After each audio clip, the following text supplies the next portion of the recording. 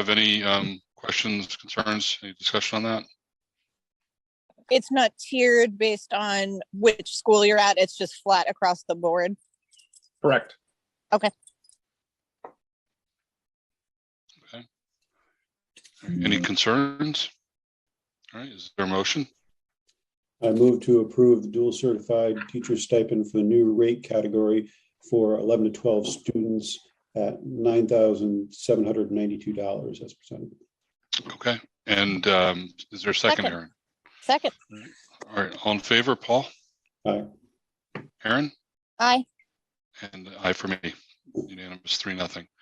And then Paul, I'm sorry, Chris, you also have the school bus transportation contract? Yeah, so we went out to bid, and Connolly was our sole bidder, and we've had them with us since I think it was 1998 at this point. And so the recommendation is to accept their bid. The one part of note here is that there's variability in the contract, and mainly that's the gas pricing. As I'm sure everybody's aware, we have gas is high at this point in time. Our current contract was $2.54. We're going to $5.01, but it's based on if it comes back down in July, it won't be in July, but in September 1, October 1, if that number drops, then our contract is variable where it would drop for accordingly to the gas prices. So we're not fixed in at this $5.01 rate at this point in time. It's just it's a placeholder based on where the market is currently. Yeah. Just if I can ask that the record reflect that Tina's joined us at 6:09 p.m. Sorry, Paul, you were going to say something. Yeah, no problem. So Chris, how often are we addressing the pricing? Is it quarterly, semi-annually? Monthly. Okay. So I mean, is it going to be not a contractual change? It's going to be something in a billing or an invoicing that's going to reflect the cost for that month or something? Correct. It's based on an index, and then it'll come right through on the invoice. Okay. So it's not something we'll need to readdress as contract language as things adjust. It'll be the contract currently has it worded, so you handle it in invoicing. That's correct. The way the bid was set up is it's based on an index. Okay. Any other questions for Chris? Chris, does the contract finally have any of the bus tracking software for the parents in this go around? So the contract does not include that. We are planning and working hard. It's essentially every Thursday I have a half-hour meeting, and they're getting to be more frequent than just Thursday. We have 3 software technologies that we're trying to get to talk to one another. We're almost there. We're just not there quite yet. So I'm reasonably confident we'll be there at the beginning of next year. If not, hopefully a pilot this year, but we're not quite there yet. Okay, fantastic. Thanks for the work on that. And Chris, I did see in the materials that got circulated that there is reference to a GPS tracking system with a cost of, I guess for FY23 it'd be $720 per bus per year. So that's included in the bid. It's just a matter of making sure we can make it operate. Is that exactly? It's an option. Yeah, it was an option to, and like an add-on to the bid, assuming that we could have it activated. Okay. And I had one other question on the fuel pricing. So if I understand right, is the 501 figure a cap basically on gas prices? No, it's not. It goes, I believe it's in increments of, I believe it's every 10 cents it triggers to a. You're cutting out a little, Chris. I apologize. It's every 10 cents it would trigger. So if we end up at 511, I'll look to make sure it's 10 cents, but I'm pretty sure it is. If we end up at 511, we owe more. If we end up at $4, we're gonna owe less. Okay. It's similar to what the contract is now. So right now we're paying escalation costs because it's, just by nature of where we are in the market. All right. And the total value of the contract is sort of starts at next year being in the ballpark of $1.3 million and escalating up to 1.45 over 5 years if we extend the last two options, just so the record reflects sort of the amount of money we're talking about here. Yeah, just to clarify, if you look further, there should be, I think, 3 pages on the attachment. I'm sure having a hard time hearing you again. Essentially, I think your computer microphone is what it's using, not your earbuds. So, Right, is that better now? Yeah. yes. Yeah. I apologize, everybody. I'm trying something new with my headphones and thought I had it all under control. So if you look, there should be within your packet. No, we're still missing you. You're fading out, Chris. Okay, Keep your head up, Chris. I'm trying to read too, and not do it by memory. There should be an attachment within the packet. So that what you probably just referenced was the for fiscal 23, we should be at a total contract of 1.412 for the total, because you're going to bring in athletics and Okay, I see that. other Yeah. items. So that, So I was looking at the base for normal tiered busing in the morning, and you're alluding to the third page, which has total figures. Yeah. correct. Page 16. Yeah. All right. I just want, I guess, was thinking that the record ought to reflect what kind of money we're talking about for busing generally. All right. Anybody else have anything else on the bus contract? Okay. Is there a motion?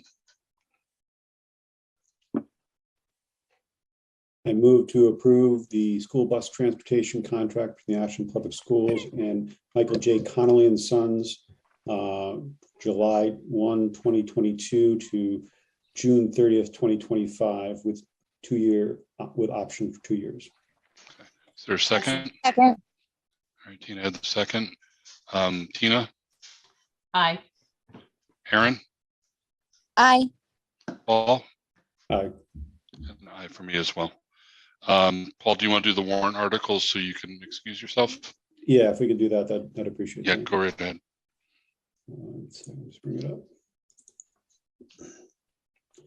So between April 8th, 2022 and May 5th, 2022, I, Paul Kendall, authorized by my signature payables in the amount of $1,105,719.97. This includes general fund expenses of $790,320.52, revolving expenses of $267,963.61, grant expenses of $47,513.51, and meals expenses of $92.33. I also signed off on $3,536,496.23 of payroll.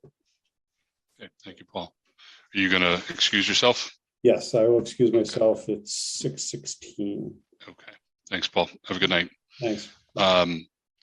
So Tina, I know you came on late. The next item on the printed agenda was the allocation and appropriation of funds from the operating budget to the Mendez School, but we're skipping over that for tonight. Okay. So the next item on the agenda is the update on the equity audit. Mike? So the equity audit is in full swing at this point. We have already undergone a lot of individual interviews with some of our district leadership team, and focus groups have begun. There's been a focus group that's already taken place at this point with our school committee, as well as with our assistant principals and our deans, and some of our special education staff. Focus groups are happening next week with parents in the community, as well as some of our other district level leaders. And student focus groups are scheduled for May 12th and May 16th. An email went out to various members of community organizations today, inviting them to a focus group on May 16th. So we are moving along. I will say that this has been a challenging task, if in terms of some communication with the folks that are running the focus group. But we are continuing to work hard to make sure we get all these things done. They have access to a number of different documents. They've been reviewing documents. This has been a great deal of work by a lot of folks that have helped out, significantly. Karen Johnson, Lou Santiago, Chris and his staff, Kathy Silva, and the folks in the Director of Student Services office. So we're thankful to everybody for pitching in. Our curriculum leaders have done a great deal of work here. So it's been a all on board effort, and hopefully we'll be wrapping things up in the next few weeks. Thanks, Mike. Any questions for Mike on the equity audit? Mike, can you remind me again what the time frame is for them to complete the audit and kind of have a report to the district?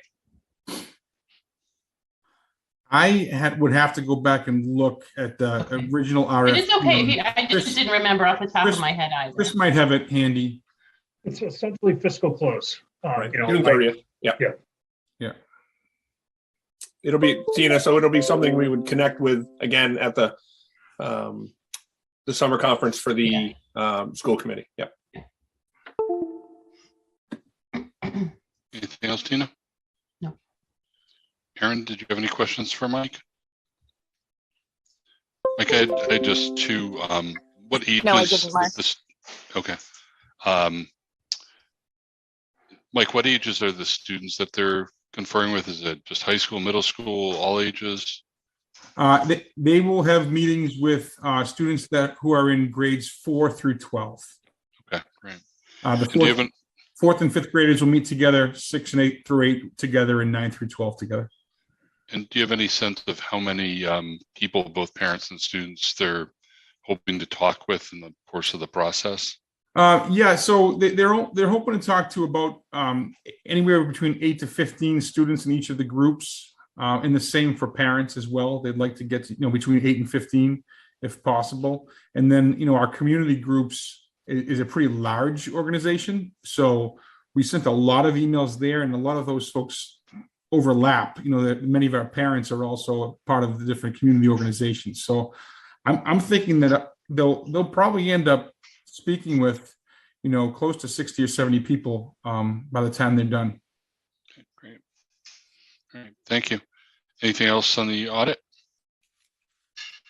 No? Okay. So as I always do whenever I sit in for Lori, I skip something on the agenda.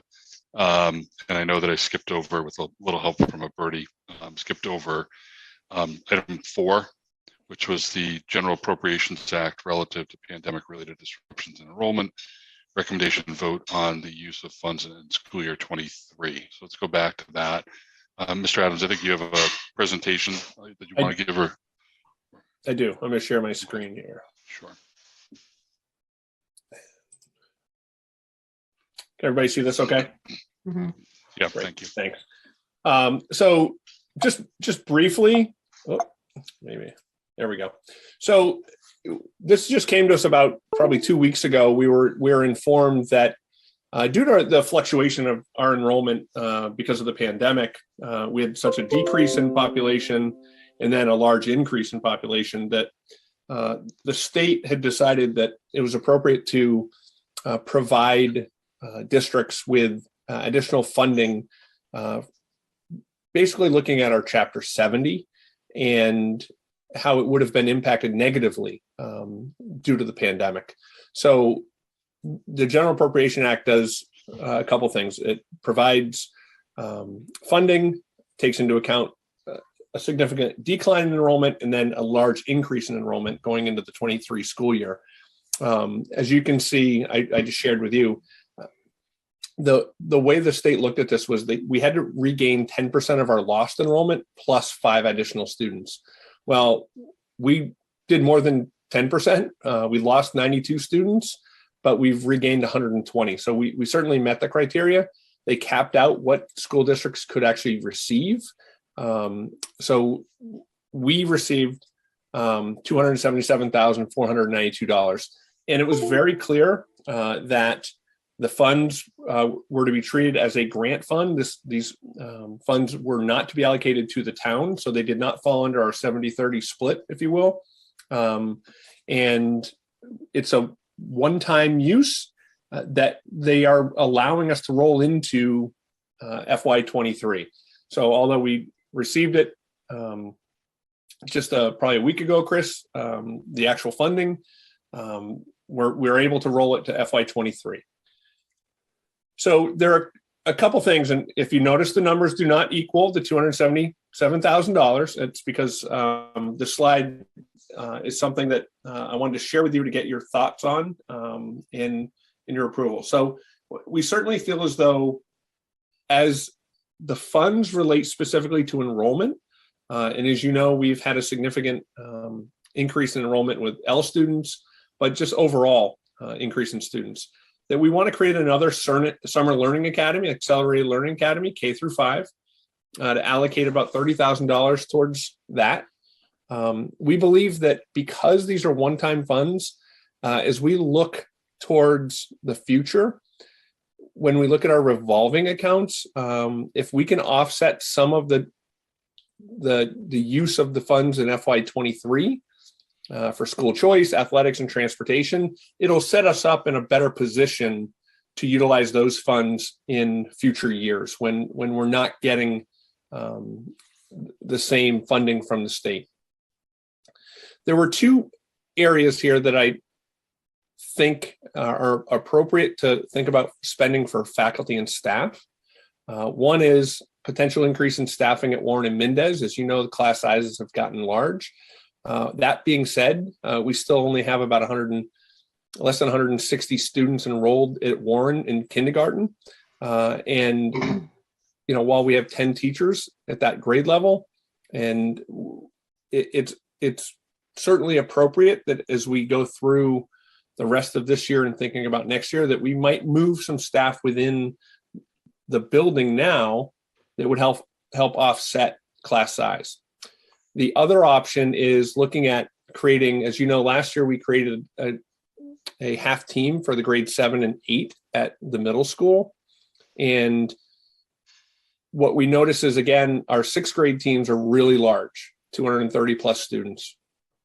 And so adding another half team at the 6th grade level would help reduce those class sizes and then provide more equity across the entire building. So certainly the 6th grade has had class sizes of 27 to 30 this year, whereas 7th and 8th grade, because of the half teams, we're in that 22 to 23 range. I'll come back to those two in a moment. Certainly, we've talked about our dyslexia program, $30,000, instead of having it out of the operating budget, take it through here. And then I think it's appropriate that as we start our English language learner program and have the director of ELL coming aboard, that we fund, allow, Ms. Arnold to start with some funding and looking at translation programs and other areas that she might need to meet the needs of our ELL students. So those are really the areas that I think we should be looking at spending these funds. As I said, it increases more than $277,000. So it's the Warren Mendez versus the half team at the 6th grade, right? Those are the two big areas. My recommendation of those two is that we create another half team at the middle school, and that we continue to monitor the Warren and Mendez enrollment as we go through the summer to determine what we might need to do. We potentially could have some changes within our staffing based on retirements and or folks who leave during the summer. So we might have some savings. And I don't want to say it's on the, not a priority. We know in FY24, we've committed basically to increasing the staffing at Mendez as we open a new building. And the Warren numbers, based on projections, should be dropping over the next couple of years. So it's always a battle of determining where we're actually going to put these funds. But my recommendation is for the 6th grade at this time. I think that's the last slide. I'm just going to close this so I can see people. I'm sorry. I'm speaking to some beautiful looking kids there, but not speaking to you all. So that's really where we are with these funds. They are one time. We've got to be thoughtful of how we expend them. It's a grant, if you will. The great question becomes, okay, Jim, what do we do then in year 2 of a half grade, half teen, 6th, 7th, and 8th?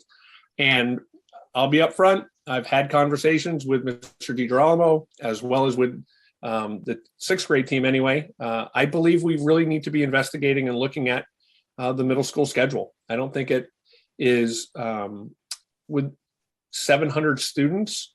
I don't think it meets the needs from a academic standpoint, but also from a fiscally responsible and a sustainable program. And so this is a 1-year fix at this point in time. But I think it's critically necessary to create some equity across the board and to allow us to actually do a really deep dive investigation with the entire faculty and staff at the middle school to find a schedule that will work across the board long term. So I'll pause there. I know you have everything in front of you. Yeah. Thanks, Jim. Tina or Aaron, you have any questions or comments? Yeah, I mean, Jim, I'd love to, if you could just talk us through a little bit in terms of the class sizes and kind of looking at, what are the class sizes at Warren and Mendez? I know you said that there may be some variability to potentially move staff around to address that. Yep. So what would that look like? And what do those numbers look like versus kind of that incoming 6th grade class? And what would those class sizes look like? Sure. So, yeah. So again, I mean, we have 10 teachers per class at the Warren School. So average class size should be between 23 to 25, currently at max 23. 230 kids is 23 kids. At the middle school, we're talking 28 in the classroom because of the way their schedule is designed. So if you remember, think about an ELA teacher has half the team, but they're only teaching 4 of their content, and then they have their 5th class is the discovery. So inherently, it just builds more kids into their actual content classes. So that's something that I've pushed back and said we really need to be looking at. I think as a schedule was developed with 600 students at the middle school, those class sizes weren't that big, right? There was 25 in a class. But as we've gotten to 27, 28, it doesn't work. I also think that as Mr. Regan looks at his use of the paraprofessionals within his building, we've got to think differently and creatively of how we're using them across the board. Right now at the kindergarten level, you've got 2 adults in every single classroom. And if the numbers are 180 kids, do we need 18 in a class? If that's what the average class size would be, or can it increase to 20 to 21 and take someone and move it into the 2nd grade, which has 240 kids, Pete? Maybe a little less now. The low 230s. Right. So that being said, now you can reduce those, Tina, from 23 down to 21. We still may need to think about in the fall, which we've done. Apologize for my dog. We may still think about in the fall, depending upon what our enrollment looks like. We've added staff in the fall. It's not easy to do. It's not fun to do with families that we call and say, hey, by the way, we want to pluck 2 or 3 from this class to create another class, but here are the benefits of doing that. We've historically been able to do that. And that's why I've said, I think as we move forward, looking at enrollment, as well as looking at potential staff leaving throughout the summer, which does happen, and our hiring practices from those retiring, when we finally get a good sense of where we stand with regard to our cost savings for replacement of educators, we might come back to you and say, okay, I think we should be adding this. It's kind of a unique situation with our enrollment right now. There are probably 5 or 6 classes across the district that have a large group, whereas the rest are that manageable 205 to 220. So it's where do we put the resources and create this equitable environment? No, that's helpful. Thank you. All right, Aaron, did you have anything? Nope, I'm good. So, I mean, Jim, I certainly support the thought process you put out. Makes sense. I think class sizes at the middle school seem to have been a point of discussion for several years running.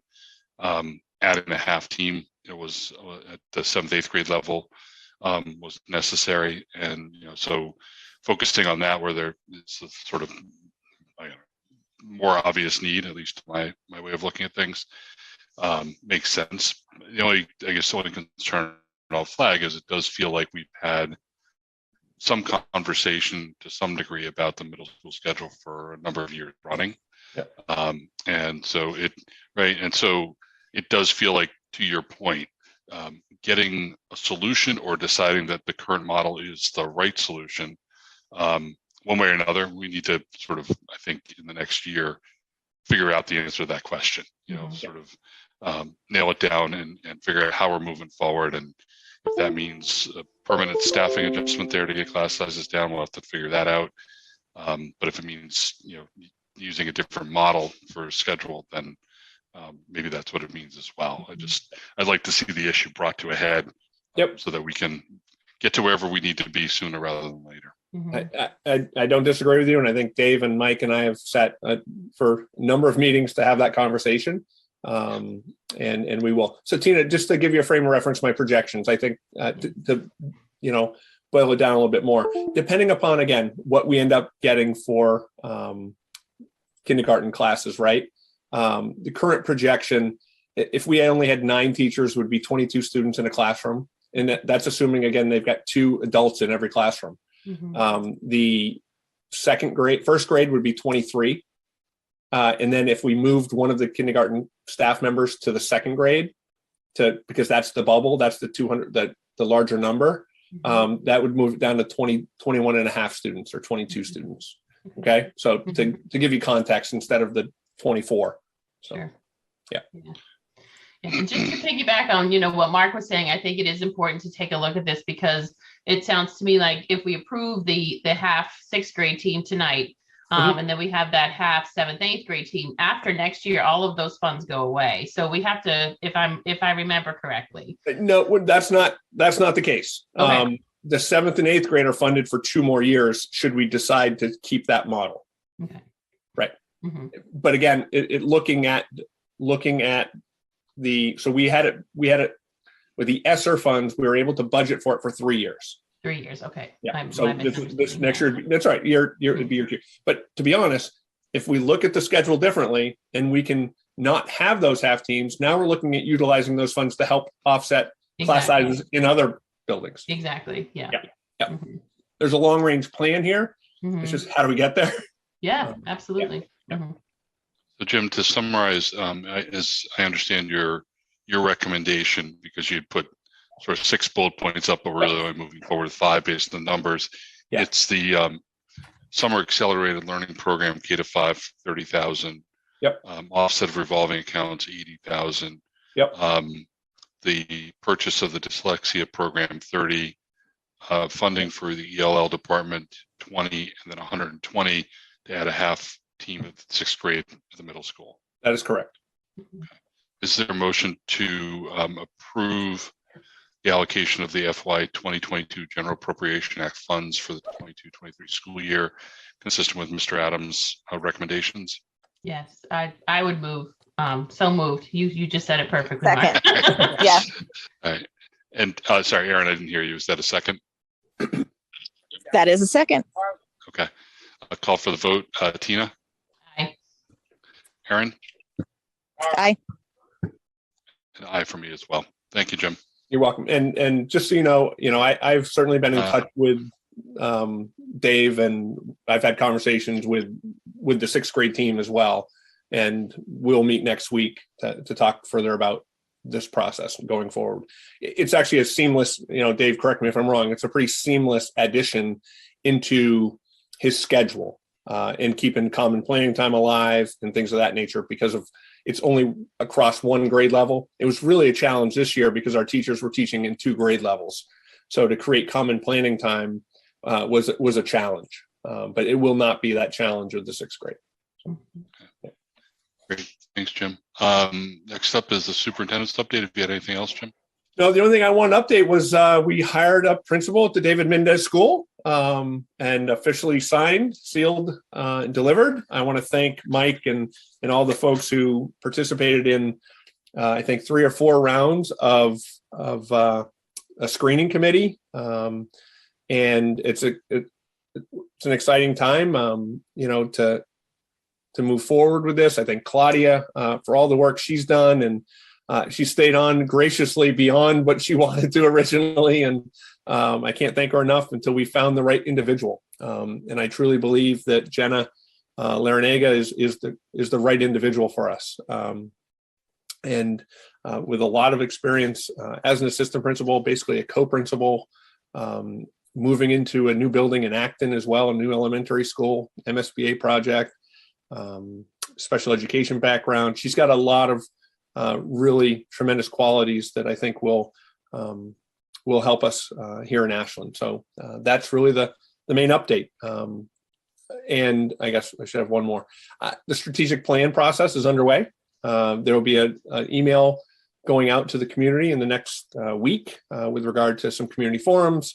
And the administrators are meeting next week with Hazard Young and Atea Associates for their conversations about the district. And then school committee will meet individually with them, and we will have some community forums. They're going to be on site probably at the end of May, having conversations with high school students, faculty across all the buildings, key stakeholders, ASHPAC, our bilingual parent council, a variety of groups within the community in person. And then they're going to open it up virtually so they can get even more folks, our partners, for conversation. So it's an exciting time, and they'll be done their process probably the end of June, where we'll have a presentation in July to the school committee. Great. Thank you, Jim. Any questions for Jim from Aaron or Tina? No. Jim, one thing I was going to just ask if you could do, and I think you talked about this last time, I think you did anyway, about the process with the Mendez search. Yeah. And maybe you just talk a little bit about how you ended up where you did, because I think this was, as you said, a 3 or 4 round process. And I think, for some folks, the announcement, I don't remember what was shared publicly, but we had another finalist, and obviously that didn't work out. Then you're able to move fairly quickly to land Jenna. Yeah. Who seems like a really strong candidate. Maybe you just talk a little bit about how that came to be. Sure.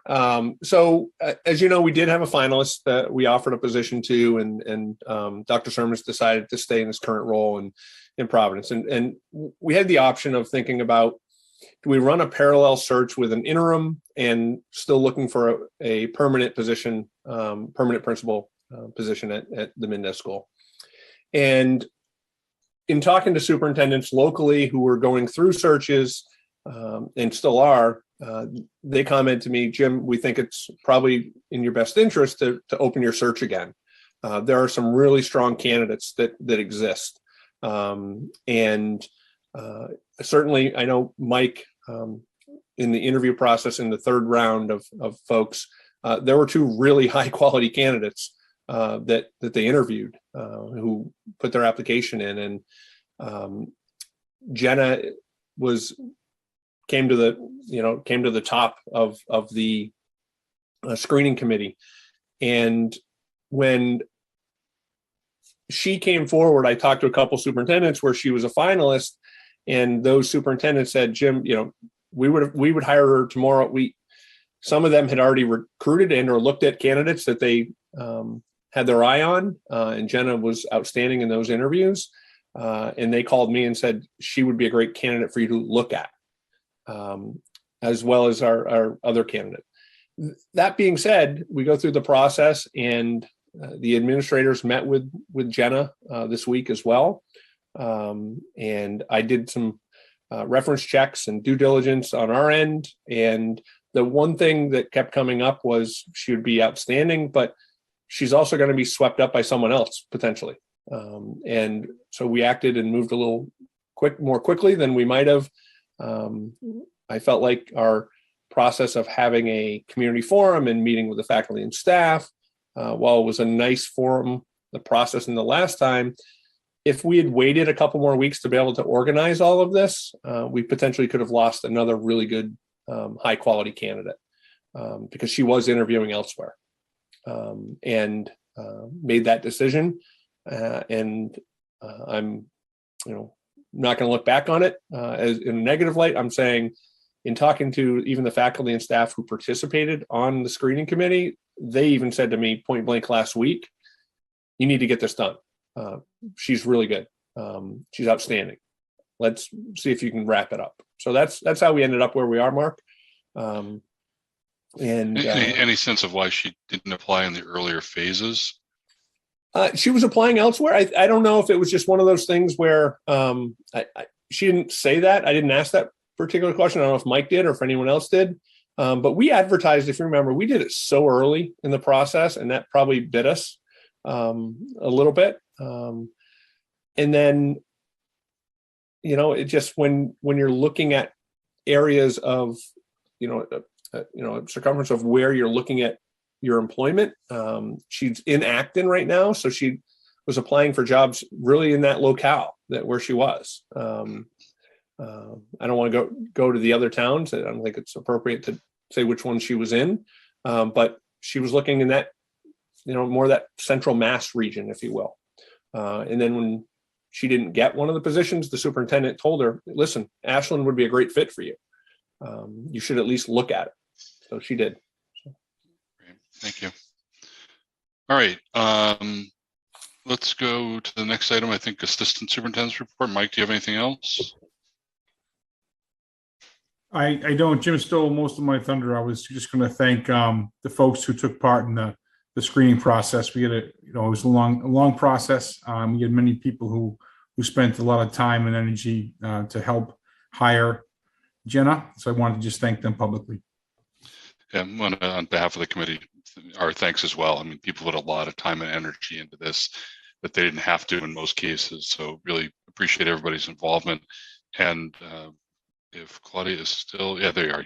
Your picture's not on, Claudia, but thank you for staying with us and helping as we get to this transition. Big shoes to fill for sure. Okay, and the next item is approval of minutes, April 7th minutes. Anybody have any feedback on the minutes? Tina's shaking her head. Aaron, I can't see you shaking your head. Is there a motion No, to? I'm good. Yeah. You're good. I'll make the motion if you want me to. Please. To approve, I move to approve the regular session minutes of April 7th, 2022 as presented. Okay, Aaron, do you second? I do second. All right, and you vote in favor as well? I do. Wow, you're not excited. Tina? Aye. Aye, and aye for me as well. All right, that passes. Jim, we have any gifts tonight? We do. We have Planet Aid, $398.30, and Ashland K-12 PTO for the middle school grade 8 field trip, $2,350 for a total of $2,748.30. Okay, is there a motion? I'll move to accept the gifts and donations in the amount of, remind me, Jim, $2,748.30. I second it. $2,748.30. Sorry. Yes, you got it. Yep. Too much happening all around me at the same time. All right, is there a second? Second. Thank you. And Aaron, while you've got your mic on? Yep. In favor? Aye. Tina? Aye. Aye for me as well. All right. The member updates. I will go because I have one finally. Okay. And Go I'll ahead, say Aaron. it for both Paul and I. Paul and I participated in the candidates forum on Tuesday night for the school committee, and were interviewed by Mr. Featherstone. So, Okay. and then last night town meeting. Mhm. And I should have said I did not go because there is COVID in my house and I did not want to risk spreading it to others. I hope it went well. I assume we have a budget. All right, thank We you, do. Aaron. Tina, We do, yeah.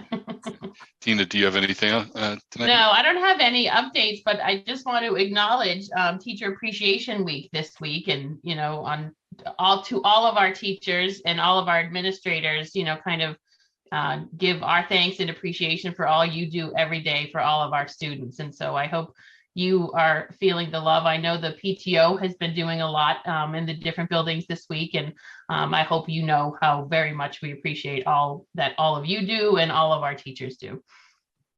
Thank you, Tina. Well said. And I do have one brief update. I think it was before, this was since our last meeting, our last regular meeting. Lori and I both participated in an event with Leadership Metro West. Leadership Metro West is an organization that does a series of experiential learning programs around leadership and community events. And the program they were running was, this particular day was for their they call it their class, and it was about issues in education and what's going on with schools these days. So Lori, myself, a member from the Hopkinton School Committee and a member from the Framingham School Committee, all of which went through the program at different points in the last 20 years, participated in this panel discussion with this year's Leadership Metro West class, which was, I think, about 3 weeks ago. Anyway, it was a really interesting dialogue. It was interesting to hear the questions. We had a number of Ashland residents who are participating in the class this year.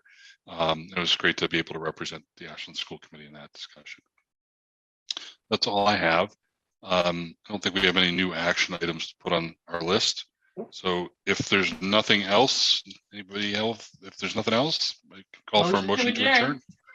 Second. I got it. Boy, that's a quick second. Tina? Aye. Aye. Aaron? Aye. And aye for me. Thanks, everybody. Have a good night. And your night, regular thank you. host will be back next time. Thanks, Mark. Bye. Good night. Thanks.